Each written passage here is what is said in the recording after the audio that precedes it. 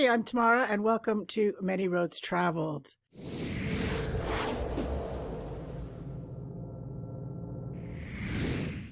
And today's episode is episode number 19, and we are going to Ethiopia. Come with me on my full trip from Paris to Cape Town, back up to Nairobi, which is about over 30,000-mile road trip, all by land or water. So, as I said, on today's episode, we finally find out if step 5 gets complete out of our 5-step plan we devised in Sudan, which basically meant getting into Ethiopia by land, because at the time it was kind of illegal.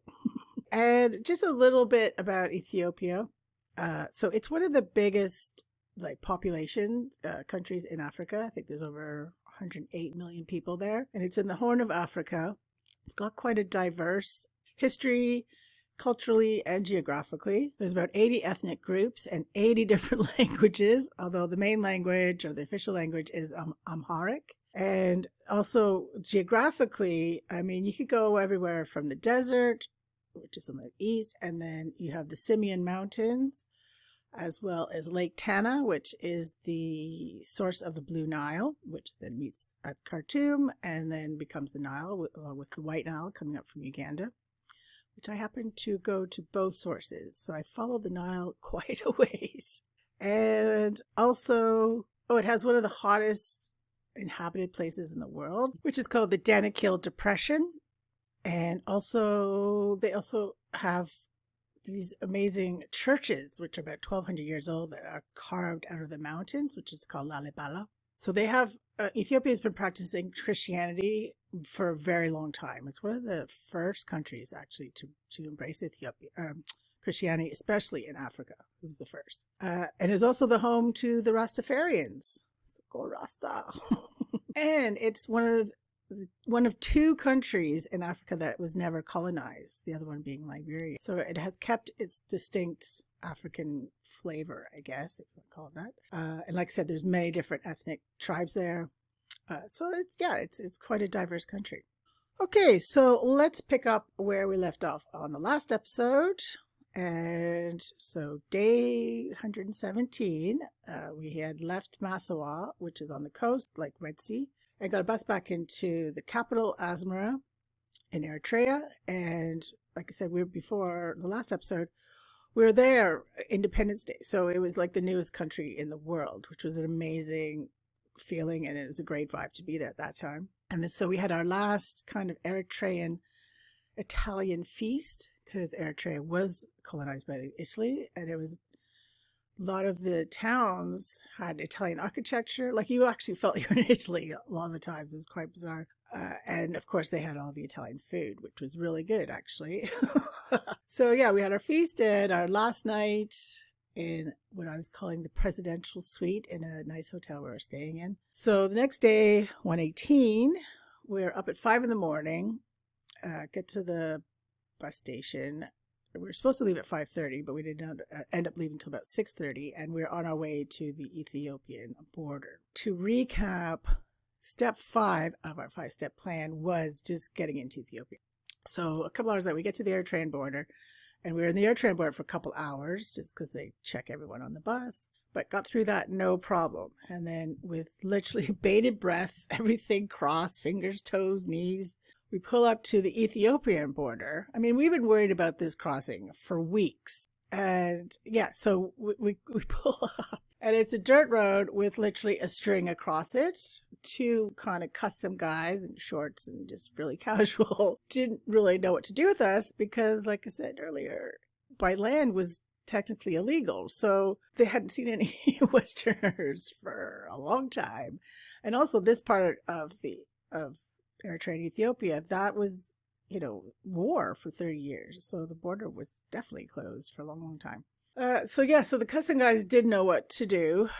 And they didn't speak English, and we didn't know any Amharic. So I kind of just, got my passport out and saying, we need a stamp. And they were just like, what? So there was kind of this old rundown barn just behind the little custom hut. So he kind of signaled to follow him, so we followed him in there. And then the only thing in this bar was this really like big wooden desk. So we're looking through the drawers to to try and find the stamp, like entry stamp. And of course it's all in Amharic. So I'm like finding them and looking, and he's like, no, like, shaking his head no. And then finally we assumed we found the right one. He's like, oh yeah, he was super excited. But then of course we had to find the ink wells, there's the foam in there and it has the ink in there. Well, of course, that's bone dry. So I'm literally spitting in that to try and get it wet enough so he could get the ink to stamp our passports. Oh my God, it was ridiculous. But anyways, we worked it out. I got our stamp. Happy day. Step 5 is complete. Because also on my Ethiopian visa, they had stamped at the top air only. But that was in English. So that worked. And I kind of tried to rub it out a bit, like dirty it up. And so it wasn't as readable. But no need to worry about that either, because they couldn't read it. So, happy days. Casey, who was my friend I was traveling with, who I left Canada with to do this trip. So we were very relieved. And then we had to wait a couple hours at the border for everyone to come through. I mean, like I said, we were the only two, Westerners and white people there. Yeah, so we're just kind of sitting in the dirt, waiting a couple hours, everyone get through.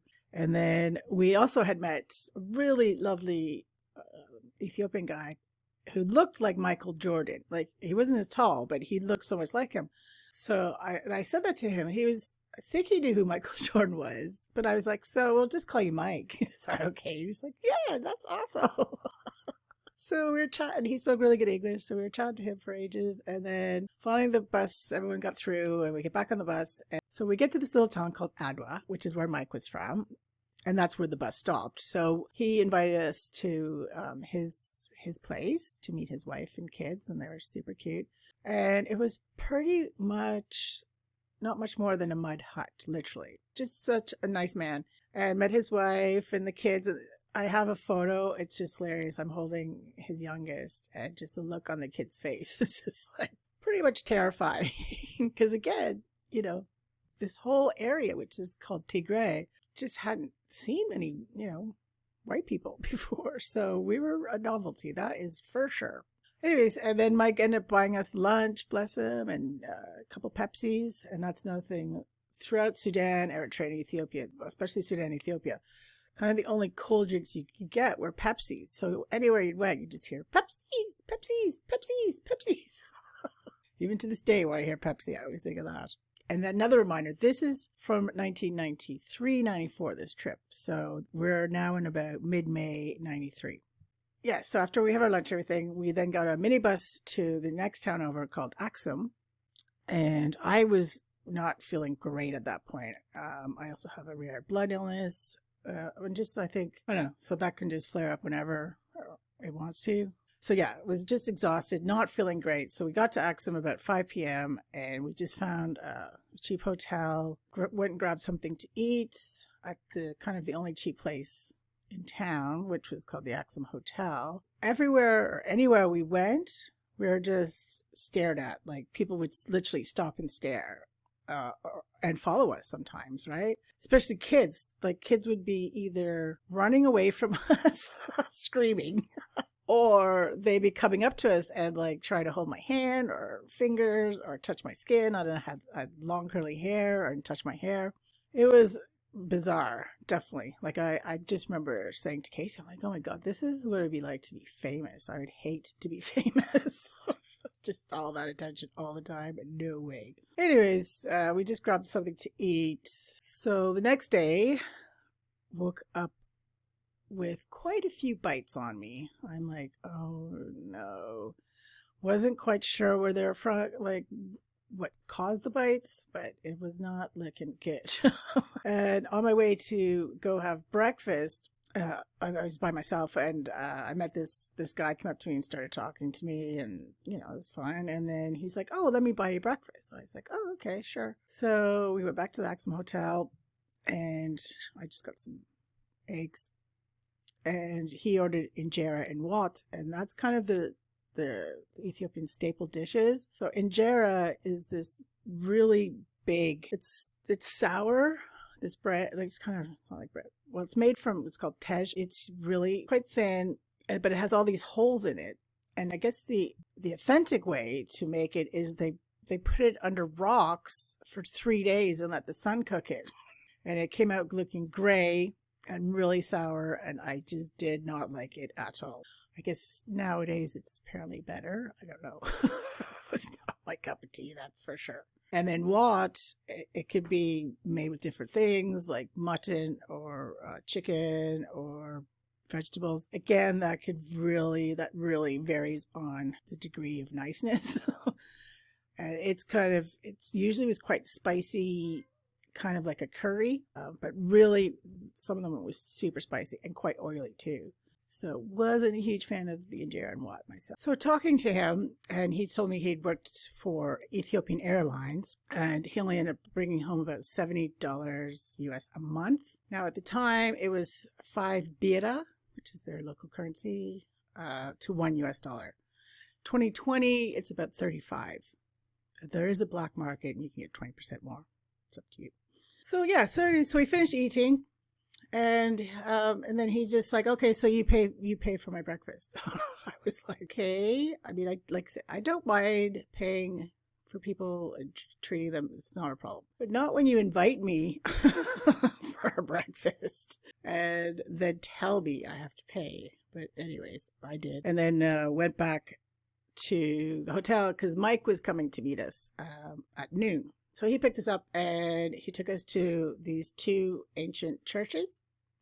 So one of them is called St. Mary's of Zion, and apparently it is the holiest shrine in Ethiopia. And they say it's almost 2,000 years old. So that was pretty cool. But yeah, made out of stone, not like the carved ones out of Lalabella. So it was standing by itself. And then nearby is apparently the tallest monolith in the world, and it's 30 meters long. Although it is broken on the ground. So I was expecting this huge thing in the upright, is the word I'm looking for. But no, it's on the ground. But it was still cool. It's probably, it's very old as well. And then we're going to go to there's an underground highway, which is about 100 years old, that goes from Axum to Asmara in Eritrea. But on our way there, we got stopped by security people, and they were like, well, where's your ticket? And like, there was no buildings or structure. They're just there. And we were like, well, we don't have a ticket. We didn't know we needed one. Like, it's not like I said, there's not like a ticket office outside. So then, of course, they're like, well, you can't go any farther. You have to leave now, blah, blah, blah. And we're like, well, where do we even buy a ticket? And they really didn't tell us. So anyway, I managed to get a few photos, and we're like, okay, well, let's just leave. And then on our way, just about when we were leaving, there was a person selling these like black onyx crosses. And Mike, being the gent that he is, he bought one for me and Casey as well. Like, just so sweet, because I don't know I can't remember where he worked or how much money he made, but he would, we would try to buy stuff, and he'd like, no, it's my treat, so bless him. Yeah, I went back to Axum and said goodbye to Mike, and, such a pleasure meeting him. And then it was just back to the old Axum Hotel for some more snotty nose service. Like I said, it's the only place to eat really in town. And this time, a kid followed us and sat down next to us and didn't start eating our food, but was pretty much almost drooling. So we bought him some dinner as well. So it seems to be a bit of a regular thing in Ethiopia. I don't know. You either get people like Mike, who is just super generous and nice and, inviting, and other people that would just either try to charge you to double or triple the amount, or took advantage of you, I guess, in a way. Or stare, like the staring, like I said, that was everywhere. Next day, so day 120 now, woke up with even more bites, and I'm like, oh god, these are bed bug bites / maybe flea bites, and I was just becoming covered in them. It was ridiculous. So not too happy. But yeah, so we're up at 5 a.m.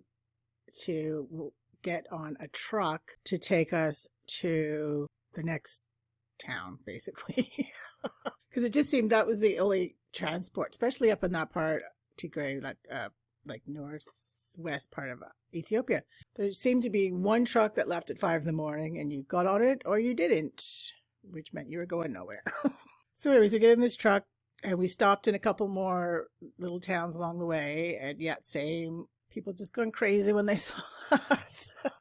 It was, yeah, the attention was really bizarre. I was only like 23 at the time, and this was all kind of new to me and very unexpected. I wasn't expecting that. But like I said, this part of Africa especially just hadn't seen many white people. I mean, we'd only met 2 other couples since we left Egypt. So then the truck comes to this river, and they were rebuilding the bridge to cross the river. So at the time, there was a little tram cart with this cable, and it was quite wide. I would say probably half a kilometer. And you go one person at a time on this little trolley, pretty much, that's hanging on this one cable, like steel cable. And so you get on there with my backpack and just go across. And so it was almost like early zip lining, I guess. Crazy. You're over the river. I mean, it was kind of fun. So I got across, and then Casey came across, but then it was like one person at a time. So it took ages. And then, but even when we crossed the river, so before we crossed the river, they said it would be 2 bira each. So of course, when we get to the other side, they're like, it's 20 bira. It's like, this is what I mean. There's 2 prices in Ethiopia. Even to this day, there's the Farangi price, which is the tourist price, or there's the local price. And it's between 2 and 3 times more across Ethiopia for everything. Transport, food, hotels, everything. Which, trust me, gets rather annoying. Like I said, I don't mind paying a little bit extra, but that was 10 times. So I was like, no, we're not. You said 2 bira. I could already be 20 bira. Anyway, so Casey ended up, I just walked away. I was like, I'm not in the mood. I was, like I said, I still wasn't feeling great. I'm covered in all these bites, not much sleep. So I just let Casey deal with it for a change. So I think he ended up paying 10 bira for both of us. But then, of course, we had to wait because we were expecting another truck on the other side. But no, they're like, oh, well, another truck might come. But there's nothing, we're in the wilderness. There's nothing else around. Anyways, about 2.5 hours later, a dump truck pulls up full of firewood, and that's our transport. So I was like, oh my God, are you kidding me? Anyway, so we clamber on on top of this firewood. I was kind of, the front of the truck on the edge, just holding on for dear life that I wasn't going to fall off. And then as we'd be going for just a short time, and then we saw our first African wildlife. These 2 big groups of baboons going up the mountain, and this area is beautiful. It's mountainous, it's very green, great climate, so it wasn't too hot. Yeah, it's beautiful. But yeah, so we just saw these 2 big groups of baboons take off. So that was pretty exciting, our first wildlife. Although baboons, they do have ugly butts. That's for sure. So then we get to this little town called Tekasay, and no electricity. It's very remote. And we're told we have to stay there the night because, as I've said in other episodes, like when it gets dark, that's it. No transport because there's no street lights. These are pretty much dirt roads too, right? So we have to spend the night in Tekasay. Well, there's no hotels or anything like that, but we got kind of directed towards this house. This family, owned. They spoke a little bit of English. Actually, there was just one bed. There was one cot in their front room, kitchen, a bedroom where they all slept on the floor, and this front room that had a cot in it. And so that's where I slept, and then Casey slept on a slimmer rest on the floor next to me. But first, they we were, do you want dinner? Because we hadn't eaten all day. It's like, yep. Well, there's this chicken. Literally kind of around the house, down the road, walking down this road. Well, this kid just took off and caught the chicken and killed it. And that was our dinner. So dinner took a few hours and we were starving. We were just like, wow, you can't get any fresher than that. That's for sure. But this chicken looked more like a roadrunner, super skinny, right? Anyway, so finally they made us Dora wat, which is chicken wat, with the injera. Well, it was very sweet of them to do that, and we paid for it, but it was very sweet. Well, it was the toughest chicken that I've ever had in my life. You might as well have been eating like a leather shoe. It was just like very, very spicy leather shoe. Oh my gosh. So we didn't really eat a lot. And then get into bed. And it was, like I said, it was a cot with woolen blankets. Well, within 15 minutes, I'm being bitten alive. It was just covered in fleas and bed bugs. And I'm like, I've already got a lot of them. So about, I think it's probably like 11 o'clock at night. I just was like, Casey, I can't sleep in here. Like, I got to get out of here. So we both got our sleeping bags, and in front of their house was like rocks. It's like a rock garden, I guess. Well, no, like not a garden, just rocks. So getting our sleeping bags on a bed of rocks and try and sleep there, which I'm still like, my skin is crawling. About 12:30 at night, the rooster. So this rooster starts crowing from 12:30 at night, almost in my ear, every, just pretty much continuously till dawn. And also, I almost got stepped on by 2 cows. So I gave my sleeping bag. I'm like, Jesus, this is not great. This is what I thought about being in the Caribbean yacht hopping, which was my original plan. But Casey talked me to this African trip.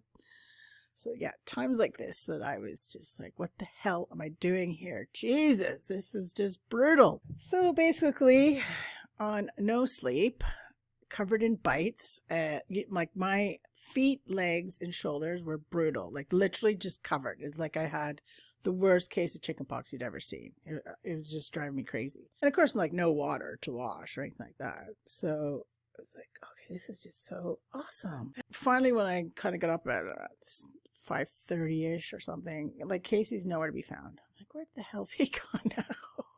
So finally tracked him down. I can't remember what he was doing. And then we were told at 6:30 there's this half-ton truck leaving. There's your transport. If you want to go, get on it. Get in the back of this truck and get to, which is more, there's not just us. There's lots of people on there. So then we get to the next village, because that's as far as this truck's going. So it's only a couple hours. Get to the next village. They're like, oh, wait here for the next transport, whatever it might be. So we're waiting there for like 4 hours. Finally, another truck comes. He get in this truck, another 2 hours.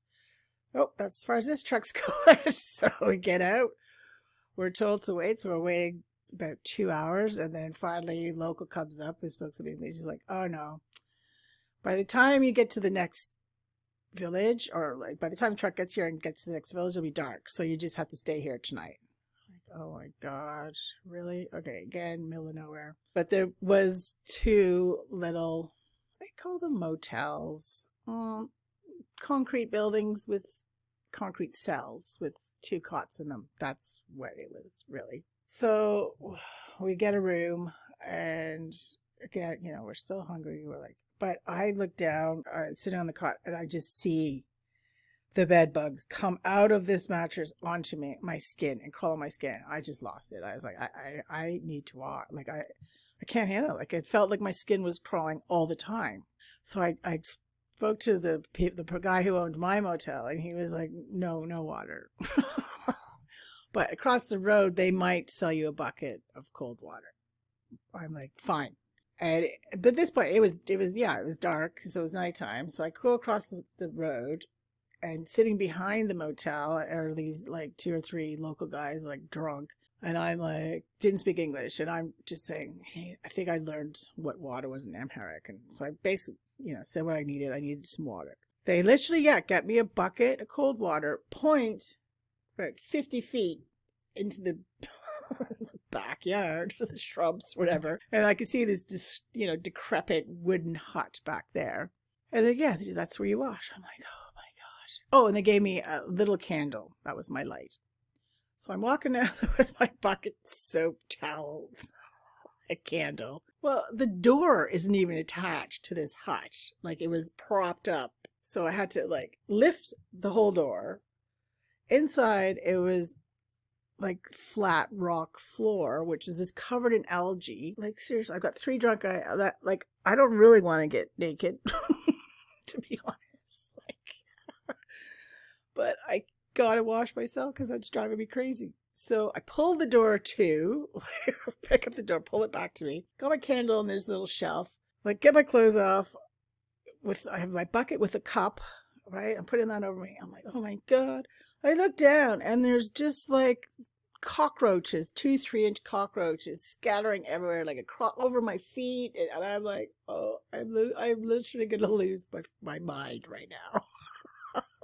Anyway, so I got this clean, and plus I'm worried about these guys coming too, right? So I'm like, Jesus Christ. So I wasn't in there very long.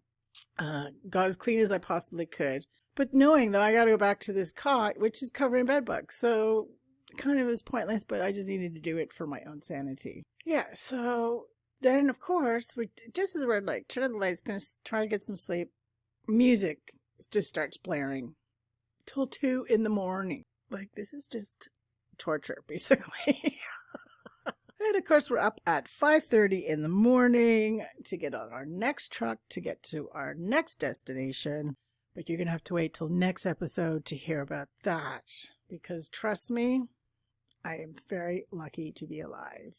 So next episode, don't miss it, next Thursday. Okay, and let's have Tam's top tips. So tip number 1, I think things are a lot better now. Yeah, I don't advise traveling like what we did because it was so hard, man.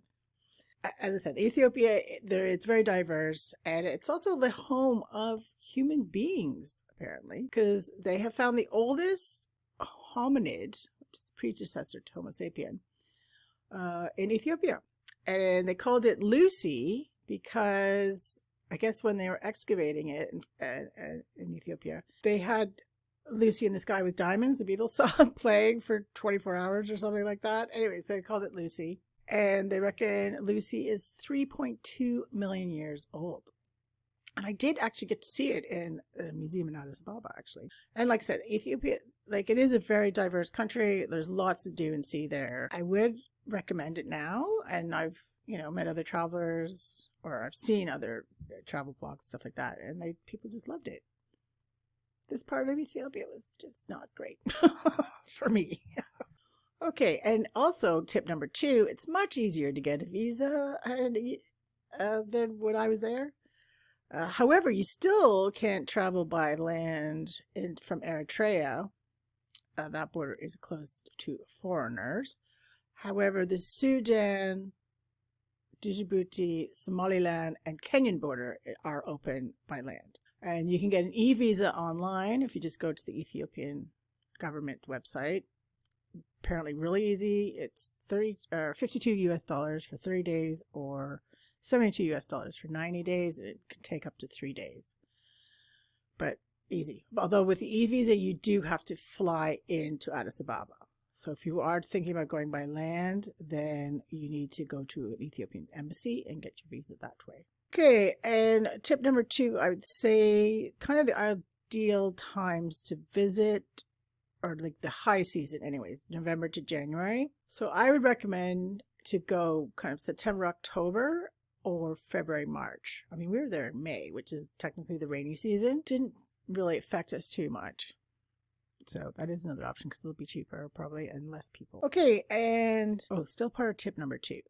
Ethiopia has they have their own time zone. It doesn't make any sense, but so whatever, I imagine from GMT time, they are just always 6 hours ahead. So be careful when you ask for times for buses and flights and things like that, because you ask for the Ferengi, which means foreigner, time or Ethiopian time. So in smaller places, it'll always be at Ethiopian time. Like maybe in Addis Ababa and bigger places, they are aware of the different time zone for themselves. It's typically Ethiopian, trust me, when you hear more about it by time in Ethiopia. Okay, and tip number 3, as I said earlier, there's just 2 prices, the Ferengi price and the Habasha, which is local price for everything. So you can try and bargain a bit, but you will always pay the Ferengi price. So might as well save yourself some grief and aggro. I mean, like I said, 10 times, like we bargained a bit there, then that's fair enough. But know that you will pay 2 to 3 times more on everything. But if it is more, then you can kind of do a bit of bargaining. And I would say the backpacking budget right now in 2020 would be between $35 and $40 US. That's taking local transport and staying. not quite in bad as hotel. Like I said, I don't use the word hotel. I would call them cell rooms. But yeah, for much more better places to stay, you're looking at $35-$40, and that's not taking any tours, because there's lots of tours you can do there. And then for female travelers, well, Ethiopia is a patriarchal system, so there is sexism for sure there, and you're going to go back to a bit like how Egypt was, but it's mostly verbal, just, BS, which you can tend to ignore. I'm not sure if the staring and all that attention has probably calmed down since when we were there in 93. But besides that, I don't know, my personal experience is different. But it's still, relatively safe to go to as a female traveler. Okay, so I think that is a wrap. Make sure for any more information, go to the website, manyroadstravel.com. Please subscribe, and so you don't miss a step along the way. And also, leave your comments and reviews. Okay, so until next Thursday, when don't miss this one, trust me. Safe travels, one road at a time. Take care.